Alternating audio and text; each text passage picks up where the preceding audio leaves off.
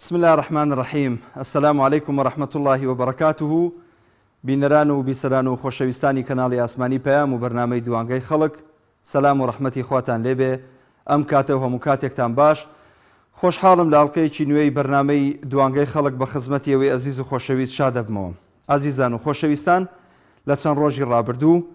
کاڵفامێک، نەزانێک، چڵکنێک، مێژوونەناسێک، کەسێک ناوی خۆی لە ناوە زانا لە بواری کەسایەتیەکی هەرە مەزن و گەورە کە سەلاحەددینی ئەیوبیە، تاکە شانازی نەک تاکە شانازی بەڵکو یەکێک لە هەرە شانازیە گەورەکانی میلەتی کورد، نەک هەر میلەتی کورد بەڵکو میلەتانی هەموو دنیا و هەموو موسڵمانانی جیهان شایەتی ئەوادن کە سەلاحەددینی ئەیوبی پیاوێکی مەزن و جەنەڕاڵێکی ئەوەندە مەزن و گەورە بووە، ئەوەندە قائیدێکی عەسکەری پیاوانە و کەسایەتیەکی بەقوەتی هەبووە لە نێو گۆڕەپانی جەنگی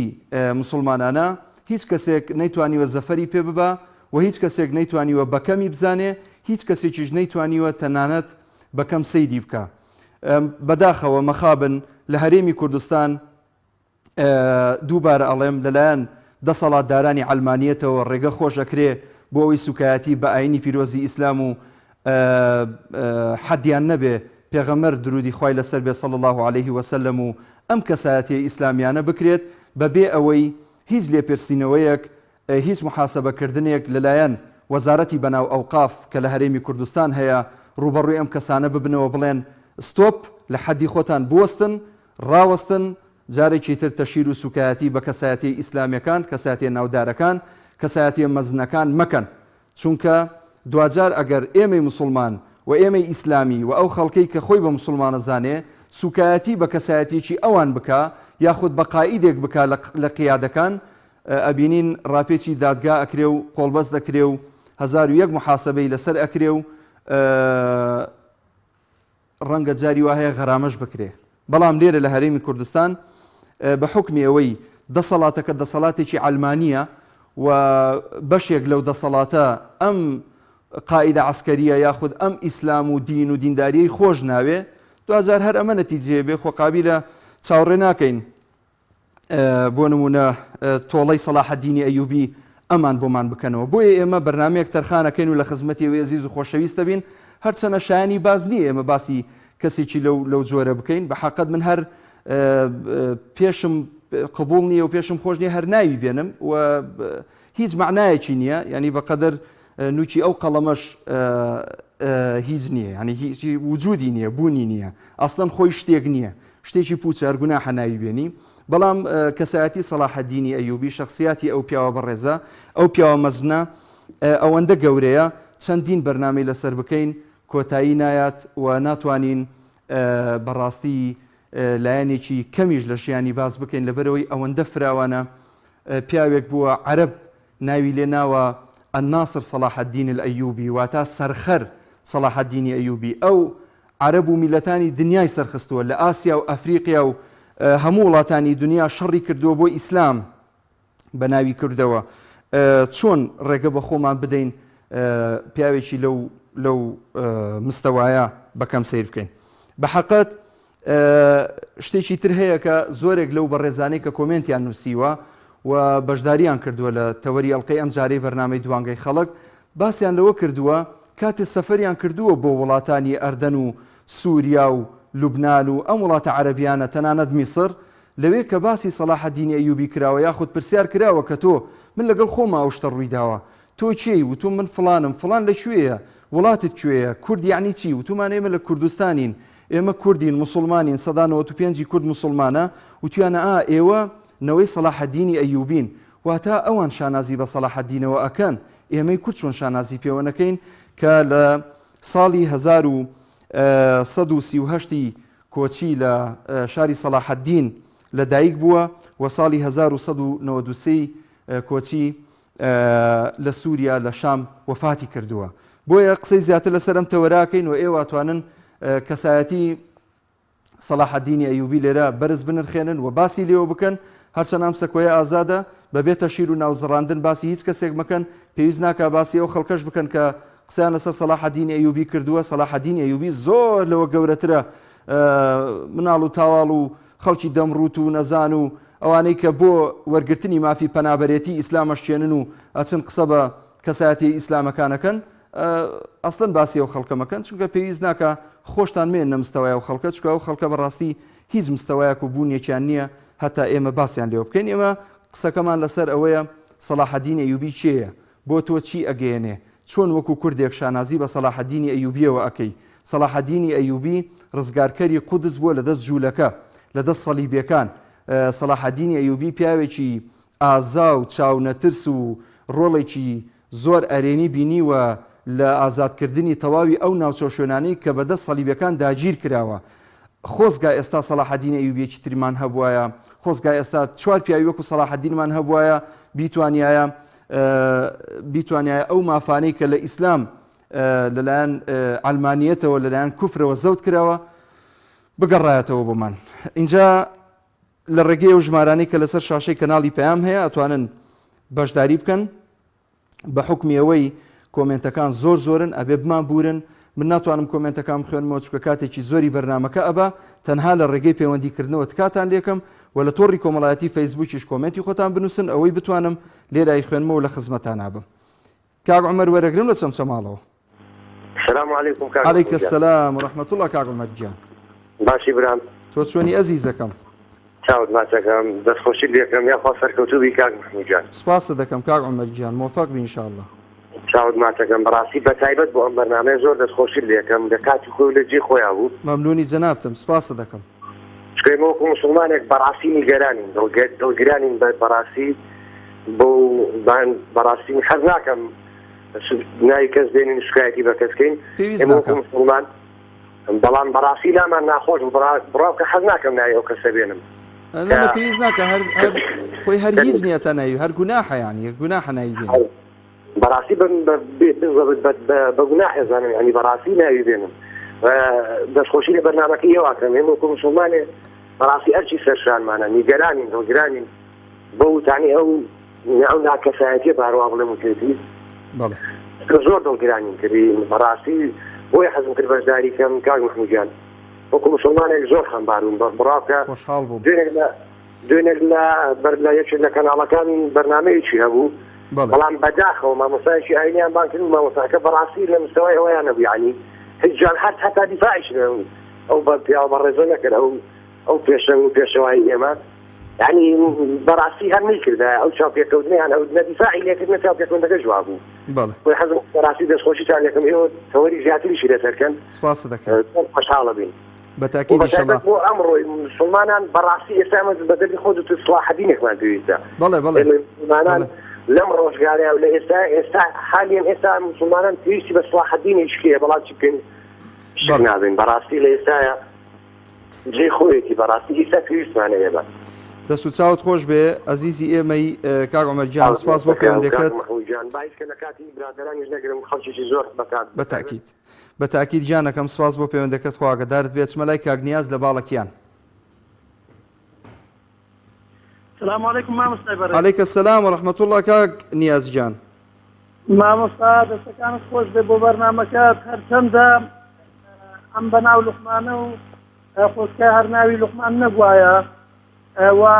لە هەڵشێوەکانیشی مایە ئەوە نین کە بەرنامەیەکی وان لەسەر ساز بکرێ، بەڵام دەستەکانتان خۆش بێ بە ئەمە بێتە بەر چاوڕوونیەکی باش هەم بۆ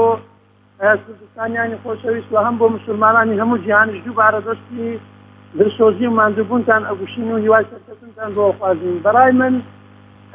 ئەم پیلانژێردیە پێم وابێ پیلانژێردێکی گەورەیە لەوانەیە کەسانێک بیانوێ هەم بۆ خۆناسینی خۆیان وەک ئەوەی دەڵێن کە کەسانێکی ناویان نەبووچون لە کانی گوند یاخود لەسەر چاوەی ئاوی گوند کارهایەکیان دەکرد بۆ ئەوەی بتوانن ناوی خۆیان بڵاو بکەنەوە بەڵام لە کۆتاییدا دەبن بە زەرمەندێکی واکە نازانن چۆن ناوەکانی شانۆک و ئەو کەسانێک کە ناویان چۆتە زبلدانی مێژوو ئەمانیش دەبن بە بەشێک لەو گەند و لەو پاشماوەیە کە ناویان دەچێتە زبلدانی مێژووەک ئەمانێکیش. بەڵام مامۆستا ئەوەی شتێکی تر هەیە کە ئاماژەی جێگەی ئاماژە پێکردنە زەردەشتەکان نەک لە ئێستادا لە پێش مێژوو لە پێش لە مێژووی پێش زین بگرە و لە پێشتریش ئەمانە کۆنەقینێکیان هەیە لاگەڵ سەرکردەکانی کووردا ئەمان چاویان لەوانەیە بمێژوو قشان بێتەوە ئەگەر تەماشا بکەین هەر لە سەردەمی کۆڕۆشی مەزنەوە و هەر لە سەردەمی کەمبۆژیە یەکەمەوە ئەوانە سەنگەریان لە کوردەوە گرتەوە ئەمانیش دەیانەوێت لە ئێستا وەزارێکی تر لەژێر ناوهایەکی وەکو سەرکردەی سەلاحەدینی ئەیوب بێن جارێکی تر سەنگەر لە کوردەوە بگرنەوە سەرکردەکانیان پێناشین بکەن بەڵام ئەوەی جێگەی سەرنجەیەک خاڵی زۆر گرنگە ئەگەر وەزارەتی ئەوقاف و کاروباری ئاینی لە هەرێمی کوردستان و سەرکردەکانی کورد سنوورێک بۆ ئەم گڵاوانە دامێنێن دوایی هەر خۆیان ئەکەونە بەرتانە و تەشەری ئەمانە هەرچەندە ئەمانە ناتوانن تانە لە سەرکردانێک بێن کە بەمانای کەلیمە سەرکردە بن لەوانەیە سەرکردانێک بکەونە ژێرتیشی ئەم کۆنەقین لە دڵانە کە خۆیان بە سەرکردە نەزانن هیوادارین خەڵکی هەرێمی کوردستانیش ئەمانە کە لە دەرەوە دەگەڕێنەوە بیانکەن بە پەندی زەمانە بیانکەن بە پەندی مێژوو بۆ ئەوەی کەسانێکی تر زارێکی تر جورئەتی وە نەکەن کە ناوی سەلاحەدینیش بێنن بەبێ ئەوەی کە بڵێن سەرکردەی مەزنی ڕزگارکەری قودس و دووبارە سەرکردەی هەموو کورد لە سەردەمی ئێستا و داهاتوش بتوانن دەست خۆش کاک نیازجان سپاست دەکەم زۆر دەست و چاوت خۆش بێ بۆ پەیوەندەکە سپاس دەچمە لای کاک سیروان لە چەمچەماڵەوە السلام عليكم. عليك السلام ورحمة الله وبركاته. کێشێکی پیرۆزبایی و جەمەدانی جوانە و هیەکەم وەڵا لە خزمەت ئامەرێت جوان بەستراوە نییە وڵی جوانە تقریبا بە زۆر نەها پیرۆزبایی و هیەکەم وڵای بە حساب گەرمانیانە بەستومە هی لای منتیقەی خۆمانە و کەرکووک و قادرکەرم و چەمچەماڵ و شتە على كل بار حال دەستخۆشیتان دەکەم بەڕاستی تەوەرێکی جوانتان هەڵبژاردووە جێی خۆیەتی دەستخۆشی لە هەمووتانەکەم بە حەقەت ئێمە زۆر زۆر زەرورەوە لەو وەزانەیە کە بە تایبەتی لە قەزەی مەبادی ئیسلامیماناکە هجوومەتی لەسەر جێی دەستخۆشی و دەستخۆشی لە هەمووتانەکەم کارمەندانی پێیان بە حەقەتەوە شتێکی جوانە دوێت منیش پێم خۆش نییە بە هیچ جۆرە نایە و شخصە بۆگەنە بێنیت بەبێتەوە خۆی پێ گەورە بێ لێرە داوا لە هەموو هاوڵاتیانەکەم بە هیچ جۆرە لە تۆڕە کۆمەڵایەتەکان ڕەفمیشیدا نەگیرێ و لە خۆی پێنزل بێت و بە نەوعێ بێت و چکە ئاوی بەحر بەدەمی سەک پیس نادێ ئینشەڵا جێی خۆی دەستخۆشیە و دەستان خۆش بێ و تەوەرێکی جوان تا هەڵبژاردەوە حەزم کرد خۆش بوو دەستخۆشیەکان خۆشحاڵ بووین برای جان سپاس بۆ پەیوەندەکەت خوا ئاگادارت بێ خوا لەگەڵ ئەچمە لای کاک شەماڵ لە دەربەنی خان چۆنی کاک شەماڵ گیان قوربانم دەستخۆشی تەوەرەکەتان لێ دەکەم لە خزمەتان برای جان سپاس بۆ تۆش وەڵاهی بەڕاستی تەوەرێکی جوانتان هەڵبژاردووە ڕاستی من دوێنێ ئەو مەقابلەی ئەو برادەران بینی لە کەناڵێک بەڕاستی زۆر بێزارم لەخۆشم کە ئەو کابرا ئاوا قسەیەکرد بەرامبەری سەرکردەیەکی وەکو سەلاحەدینی ئەیوبی بەڵێ ڕاستی زۆر هەر لەخۆم حیث لە خۆمە هاتەوە بەس کوردیش بێ ئەو کابرایە بەڵێ چونکە لەو ئاسان نییە ئەو بتوانێت مێژووی سەلاحەدینی ئەیوبی بە هەندێک قسە بشێوێنی هەموو دنیا سەلاحەدینی ئەیوبی ئەناسێ چۆن بووە جوانە سپاس دەکەم کاک شەماڵ دەستی تۆش خۆش بێ بۆ پەیوەندەکەت خوا ئاگادارت بێ خۆشەویستان کۆمەڵێک لەو بەڕێزانەی ئێستا بینەرمانە لە تۆڕی کۆمەڵایەتی فەیسبوک سوپاس و دەستخۆشییان هەیە و سڵاو ڕێزیان هەیە بۆ ئێمە و ئێوەیش دیارە بەشێکی زۆریان کۆمنتیان نووسیوە بە نمونە کاک حاجی سەردار ساڵحی نووسێتی لە مێژەوە تا ئێستا پیاوە خوێڕەکان ڕقیان لە کەڵە پیاوەکانە بۆ نمونە کاک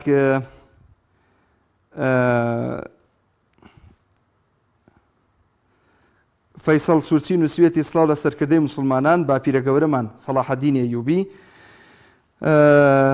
با بزانین چێمان لەگەڵە کاک لوقمان لە پیرمامەوە باش فەرموو کاک لوقمان السلام عليكم. عليك السلام ورحمة الله وبركاته. دەنگ بەرزکەیتەوە کاک لوقمان جان زۆر سپاس. جان بەڵێ ئەلۆ بەڵێ جان جۆم لێتە بەڵێ بەڵێ جیان بەڵێ عەفو جان وەڵای من لەسەر سەری ئەو بەرنامەی تۆکەم من تێ ناگەم لە مانشێتی بەرنامەکە و سەلاحەدینی ئەیوبی گەورەترە لە نەیارانی بەڵێ دووش ئەنڵی پێویست ناکە ئێمە لەسەر قسە بکەین لەسەر هیچ کەس و شخصێکە قسەکە لەسەر ئەو زاتە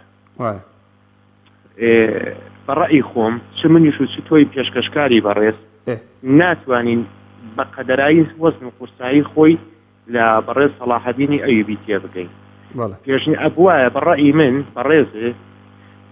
لە باتی ئەوەی پەیوەندیەکان وەربگیرێتی کەسانی وەک من و ئەو بەڕێزانی لە پێش من و لە دوای منیشەوە تۆ بچیتە ئەو کتێبانە و بهێناکەیشە وەکو ئیبراهیم محەممەد دکتۆر کەمال مەزهەر کە خوا لێ خۆش بێ ئەمڕۆ بە خاک سپێردا ینی ئەتوانی بۆ کردا بە مفاجعەیەک کە ئەو کتێبە ئەو شەخصە ئەو زاتە ئیبراهیم ئەحمەد غەزووری مانجەلان کە ئەمانە ڕۆژگارێک من بربەرەکانی ئەو پیاوەیانە کرد کە ئێستا چیان وتووە لەسەری ئەمانەتان بە ماشێت بە دەستنووسی بە نووسراوی ئەو کەسانە بڵاو کردایەتەوە ئەبۆ چقێک بۆ چاوی هەموو ئەو نارانی کە ئاواحەکەن لە منیشی وەرگرە بەیانی دوو بەیانی ئەو نالوقمانە باوا بڵێم پێکەوە زۆر احتیاجیە سوڕێتەوە کوردستان نیە جەنگەڵستانە بۆچێ بۆ دژایەتیکردنی ئیسلام بۆ دژایەتیکردنی کوردایەتی هیچ بە دووری مەگرە ئەم سەرۆ خێڵانە ئیعازیان نابێ بێ ئەو ماریفەتە بنوێنێ لەوێەوە خەڵاتیشی بەرنامەکەی بەڕێزی تۆ ڕاستەوخۆیە لەسەر ئەو نەجیبە باوا بڵێ دوای ئەوەش بۆەوە ڕێک ناکرێت ئەنجاکەش سەبارەت بە مامۆستایەکی ئاینی ئەبوایە ئەو مامۆستا بەڕێزە ئاینی کە بانکرا بۆ ئەوێ پرسوڕایەکی بکردایە بە چەند مامۆستایەک بیوتایە ئەوە نانەجی بێت لەوێ و من بانگەکردم بۆ ئەو بەرنمەیە ڕاتان چییە من بمیازەی دەیە عەمر بێ قابلیەتی بوو لێشێکی وەکو دکتۆر عەبدولواحید یەکێک لە مەلا سەلەفیە زیرەکە عەبقەرەکان ئەوانەی بانکردایە بۆ ئەوێنە بۆ ئەو مامۆستا بەڕێزە نازانم یعنی وەکو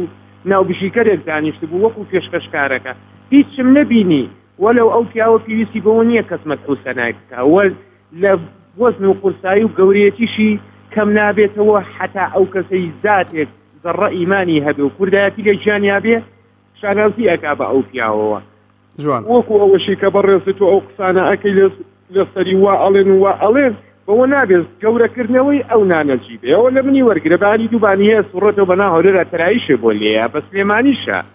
سەرۆ خێڵەکانیش لەوانە دیشی پارێزن ئیفادە لە تۆ هەر تویەکی پێش منێکی هاوڵاتی باری بچم داوای لەسەر قەیت کە مڵم وەکو موسڵمانێ هاتم سکاڵا لەسەر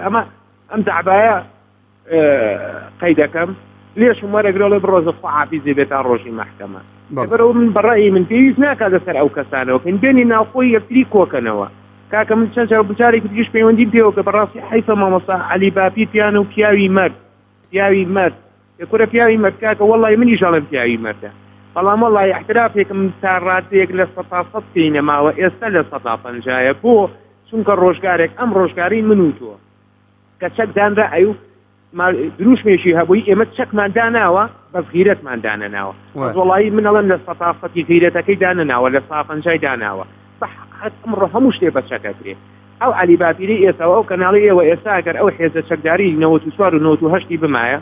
قەسەم بە گەورەی خواوز ئەو نانەجیبە نێوەرا لێوێ شۆفزە و ئەلفاز هەڵبێنێ ئەم سەرۆ خێڵانەش دەچون فەرشی سووریان چۆن بۆ نەیارەکان و بۆ پیاو گەورەکانی خۆیان دانێن لە ئێرانی و بۆ فارس و بۆ تورک و بۆ عەرەب و بۆ قەتەری ئەم ئێوارەکە هاتون بۆ لایەن ئەوەش بۆ عەلی باپیرۆ ئەمسالەکانی وەکو ئەوێ نیشیاندا ئەنا جا بەڕای من پێم وایە ئەو شتانە زۆر نەکرێ ئەو تەمبێن ناوخۆی ئەم چەند حیزبە ئیسلامیە هەیە کۆکرێتەوە لەگەڵ یەکە دەستی خۆش بێت من ئەلێرەوە پەیامێکەدەم بە ڕێز مامۆستا عەلی باپی کاکە و گەورەیەتی تۆ بینوێنە کاکە بڕۆ بۆ لای سەلاحەدین بەهادین کاکە بڕۆ بۆ لای دکتۆر عەبدولەتیف ڤایان کە کاکە قەیچێکە لێ تێکشتێکەیە لە بینە کاکە دە من هەمووەرە دەستم بگرە بە عەلێرە خۆمان دانیشین سێقۆڵی ئەوە زیاتر گەورەیەترێکە ئەوە زیاتر ئەوەنی ترسنوکردنەوەی سەلاحەدینی ئەیوبیە تەمەنامەکە ئەو قسەی من بگەشتا بە مامۆستا عەلی دەستی خۆش بێ کاک لوقمان سپاس دەکەم بۆ پەیوەندەکەت دەستی خۆش بێ کاتیشمان زۆر پێدای عزیزی ئێمەی ئەچمە لای کاک ئیسماعیل لە ڕانیەوە السلام عليكم. عليك السلام ورحمة الله كاك باشي جاني سپاس دەکەم الحمد لله مش والله كما طبعا دنجي خان دنجي او نعرض كسفاتي باسلام وبشخصيات اسلاميه طبعا واحد لكونه او واحد هو او منافسي الاسلام لقى كفر طبعا اسمه في فايده هذا به بەڵام ئەوە ئاگادارشی خوای گەورەیە بینە ئەو شخصانە کە قسە دەپڕژێن و دەناخۆ نەبی ئەو شامەشە بڵێ وەڵا دژمنی ئیسلام نەماوە نەما زۆر کەس کە سبحان بە ناوی ئیسلامیش کە هیچ دەکەن و پیان وایە کە ئەمڕۆ وەڵا کاکە على خود ناش نجي فوق روجي فوق بقدر يدي تراوح علاقات بسفلان يعني أتو نجي فروجي بقدر كيس يدي كلا غورينيا أو أقدر شيء خاي قوليك أو أنا قصان دبرجينن وإما دبي أقام عند خومي خاي نجح في أنا أما قصبتين وهاي كي لو خوي ومثلا عند قصانته بدي زاني خاي قولا أقدر من كدكاتو كأيوة دجمتان الإسلام دجمني ناحزه دبي أقاف عند خود بيت وريابن طبعا أنا والله هذا من الجود كاتان لنا قدم هل والله سپاس دەکەن کاک ئیسماعیل مەمنون بۆ پەیوەندیەکەت گەورەت کردین ئەزیزی ئەمەی دەست و چاوت خۆش بێ خوا گەدارت بێ چمەلای کاک جەبار لە سلێمانیەوە کاک جەبار جان فەرموو السلام عليكم قربان عليك السلام ورحمة الله وبركاته قربان ممنونی جەنابتم دەنگە بەرزکەیتەوە سپاس دەکەم والله من دوو قسەمەیە لەسەر ئەو برادەرەی کە دوێنێ هەندێک غەڵەتی کرد بەڵێ ئەوە لە لوقمانە و نە سەگە شوێڕێکی ئەم وڵاتی کوردەواری چوە لە خەریسانە لێژێکی بووە نە بەحر بەجەمی سەکتیکە بێ بەڵێ ئەم برادەری زۆر خوایە و سەگ بە مەناسەو بووە ڕێجار سەگ بە مەناسەوەڕیم هەیە بەڵێ گەورێکی نییە ئەم پیاوە شوێڕیدەکەم قسانەی کردووە وەک وایە ئەی نەبێ سەگێک لە بەحر خواتۆ ئەو بەحرە گڵاو نابێت پیر نابێت تەختەی بە ئیسلامە وت باش وەختەی بە مامۆستا سەلاحەدین بەهادی وتووە بە سەلاحەدینی ئەیبوو وتووە وەک وایە سەگ بە ماناسەو بۆ ڕێ هەرەوە نەهیچ دەستی خۆش بێ ئاخۆ کاک جەبار سپاس دەکەم بۆ پەیوەندیەکەت خوا گەدارت بێ کاک هەڵۆ وەرەگرم لە شاری هەولێرەوە هەڵۆ هەولێر فەرموو کاک هەڵۆ الو فەرموو کاک هەڵۆ السلام عليكم وعليكم السلام ورحمة الله وبركاته باش براجع جنابت شوونی باش کاک هەڵۆ والله الاخبار بس فەرموو والله برا جوانكم بەڵێ اخوي امن نمشي صلاح الدين ايوبيش نخندي تو اخوي هلا رام تشيشا امن اسلام بالجواب دي بەڵێ والله اول لقمانش لهر زيتي بيبينم دبي جوز في لنا شايفه اوه تحت الله بالسجن دەست ڕۆژ کاک هەڵۆ سپاس بۆ پەیوەندیەکەت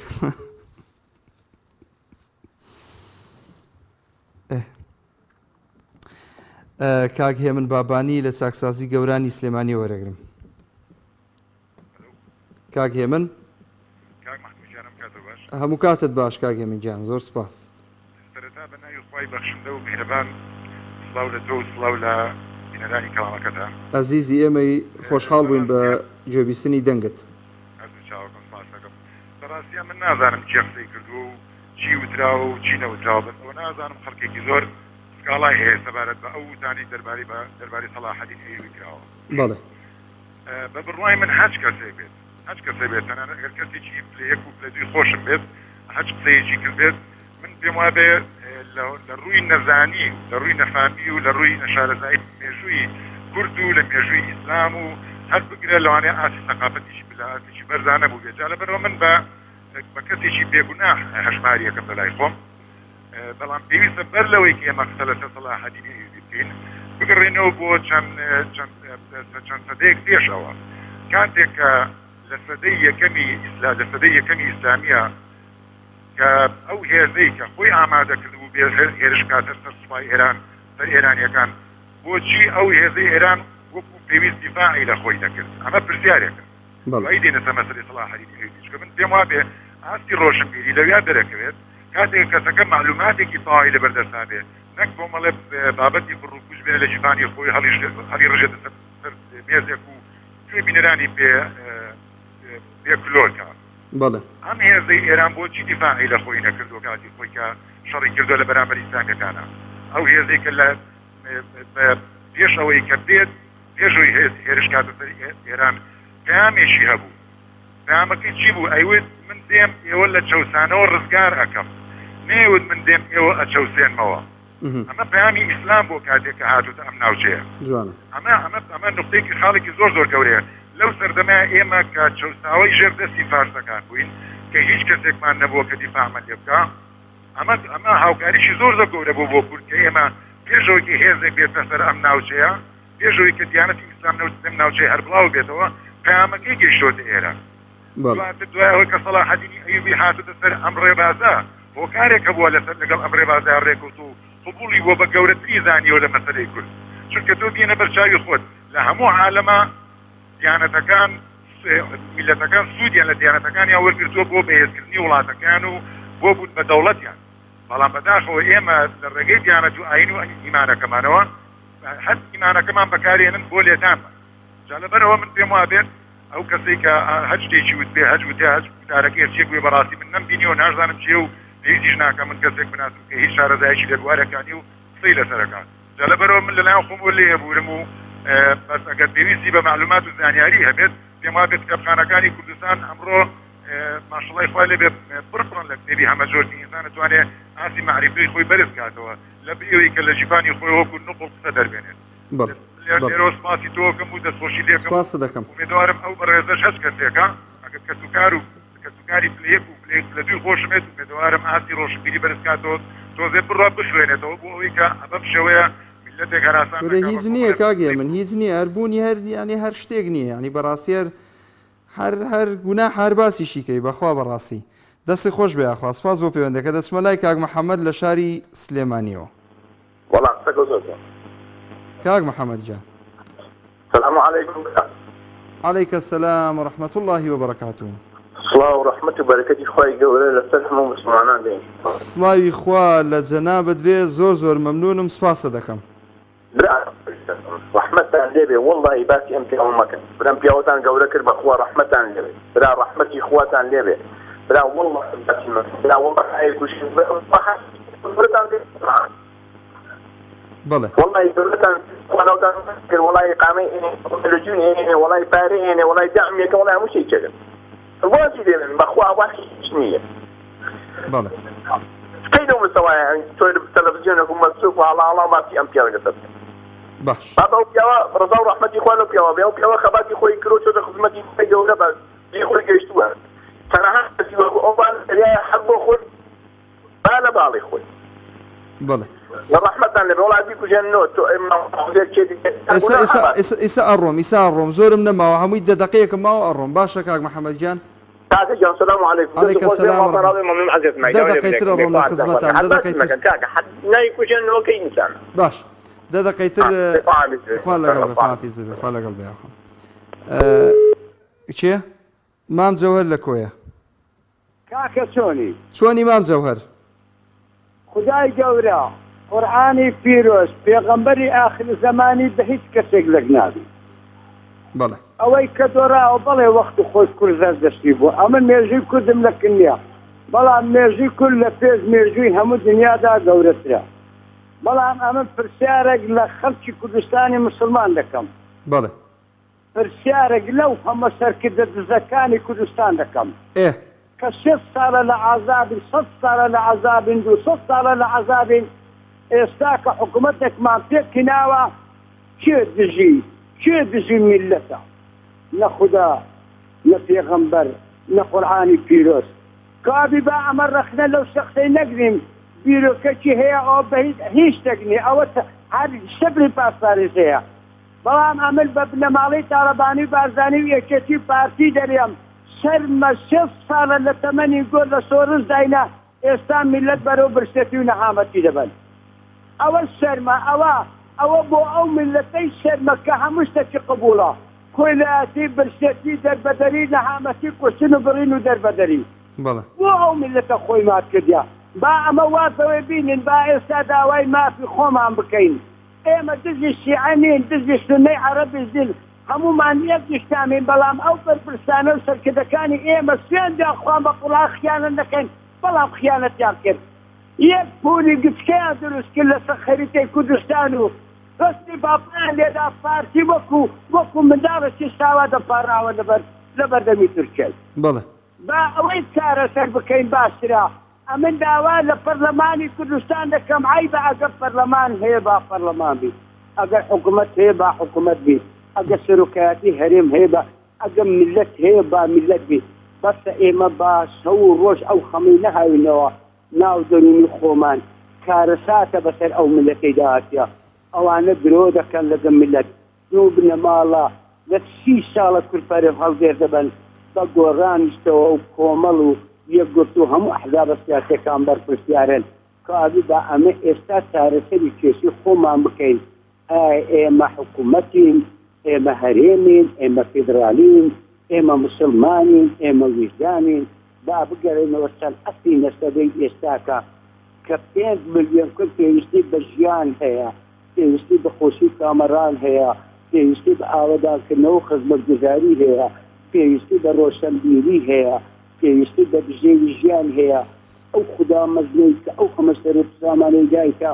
ئەو چار پارتەی کوردستان کە ئەک پارتەیە دوژمنان دابەشیان کورد با بە خۆماندا بچینەوە منەتی ئۆردوغان نەزانین و منەتی ئەویدیکە نەزانین با بچین لەگەڵ بەغدای ڕێکەین بژێوی ژیانی خەڵکی کوردستان چارەسەرکەین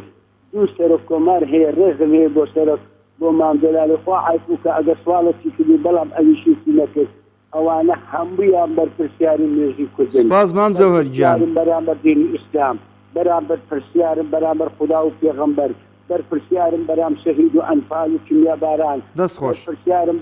بەرامبەر کتێبدانی چار زۆر سپاس مام زەوهەر کاتم زۆر پێدای گەردمە نازاکە دەست و چاوت خۆش بێ چمە لای کاگ ئاکۆ لە پێنجێنەوە دەمێکە لەسەر هێڵە بەڵێ کاگ ئاکۆ عەلەیکە سەلام و ڕەحمەتوڵڵا کاگ ئاکۆ گیان من لە بری دەڕێزیکردن بە ڕێزا پێی دەڵێن خوا هیدایەتی بە ئامین تەلەڤیزیۆنێکی وەکو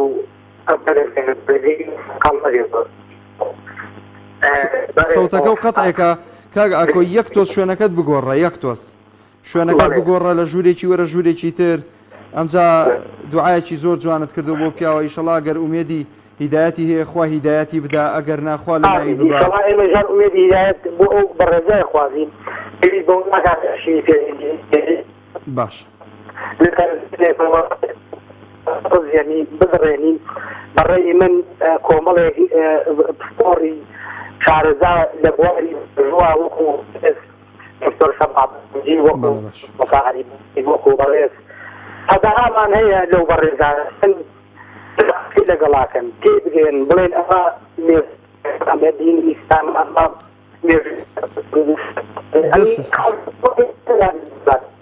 دەست خۆش بە کاگ ئاکۆ سەوتەکە وازەح نییە بەخوا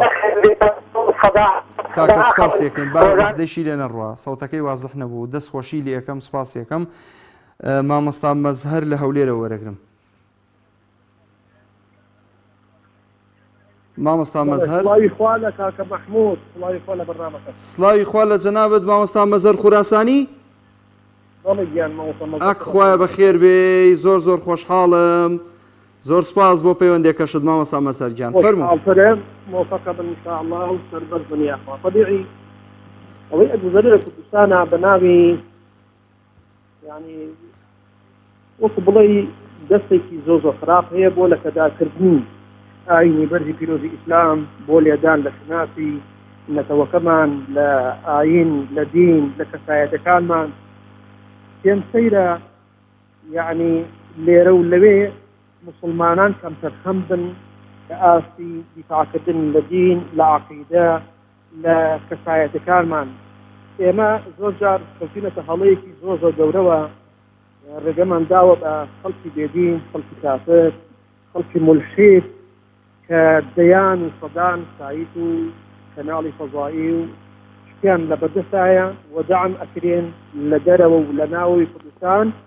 ئێمە کاتێک کە دەین سەر دیفاع ئەوان بە هەموو شێوازێک سوکایەتی بە هەموو مقدساتی ئێمە ئەکەن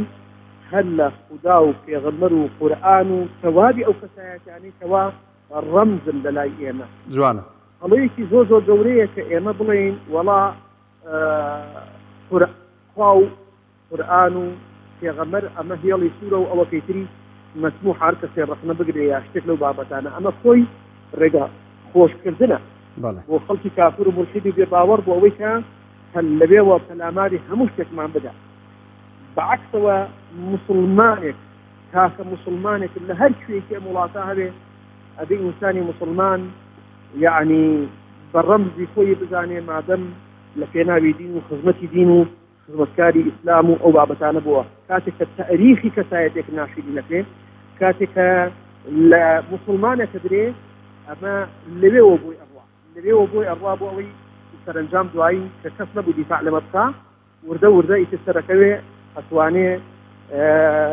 سوکایەتی بە خوا بە پێغەمبەر بە قورئان بە هەموو شتێک بکا بەڕاست بەڵێ و ئەمە هێڵی ئەمە خەتێکی ئەمە هەڵەیەکی گەورەیە بەریزەت ئینسانی مسلمانەوە سەڵا مسلمانەکانیش بە ڕەمز نەزانێت و تاریخی پرسنگاری ئیسلام و کەسایەتەکان لە ناو تاریخی ئیسلامە بە ڕەمز نەزانێت بە سمبول نەزانێت ئەمە هەڵەیەکی زۆر زۆر گەورەیە کە عجایبە کە ئینسانی مسلمان کەوتوتە ئەو هەڵەوە یا مامۆستایانی ئاینی بکەونە ئەو هەڵەوە بڵێن وەڵا بەس ئەو سێ بابەتە وەکو خوا و پێغەمبەر و قورئان ئەمانە هێڵی سوورن ئەمە یەک دووهەم من زۆرم پێخۆشە ئەسڵەن کافر و مولحید و بێباوەڕ کاتێک کە دێن کە ناوی ڕەشی خۆیان هەڵەڕێژن زۆر جار هەیە لەو هەڵڕشتن و ڕیشانەوەی ئەوانەوە ئێمە زۆر جار ئاوڕێک لە مێژوو وەڕابردووی خۆمانە دەیدەوە ئەوان بۆی کە دەربکەون قد بدت البغضاء من أفواههم ئەوەی لە دنیانا دێتە دەرەوە و ئەبیشێنەوە ئەمە هەر شتێکی زۆر بەسیتە ئەوەی کە لە ناو هەناویانە ئاخراندویانە و شاردویانەتەوە زۆر مەزن و گەورەترە لە کاتێکا ئەوان دەستیان بڕوە بەسەر مسلمانانە يظهروا عليكم يرجموكم أو يعيدوكم في ملتهم ولن تفلحوا إذا أبدا بله يعني بصلاة هذه يعني ريشكش معناها لوان إرهابي لوان يعني تيرورسترنية بالنسبة إنساني مسلمان بلان جوانش هي ليرا باسي بكي مسلمانا مخوتون براسي مسلمانا عاني مسلمانا مخوتون لكاتك أم الحدود باورانا دين هناي الرشي فين هذا الرجل إن جاء بخبر دين مسلمانا بخبر دين ما وين كدور دريجة تاريخ ميجوي فرشنجاري صلاح الدين أيوبي لك دار ترى ولا لا ين قيادات السياسي بناوي الروشنبير وأبابتانه بله كاتك جاهلية مسكنواري نفامك كديت جرأتك تأريفي جواني صلاح الدين أيوبي لك دارك لبيوا أجد ڕیشاوەتەوە و ئەگەر بەهاتایە و مسلمان تواناو دەسەڵاتێکی هەبایەن مەجالی پێ نەئەدا بەڵام لێرەشەوە زۆر لە مسلمانانی بەخەبەرهێنا مامۆستا مەزهەر زۆر لە مسلمانانی ئاگادار کردەوە زۆر هات لەسەر قەت ئێستا بۆمان ئاشکرا بێت کە پێویستە ئیهتیمام و گرنگی بە صلاح الدین ئەیوبی بدەین بەڵێ و تاریخ و مێژووی خۆمان ئاوڕێکی جدی لە بینەوە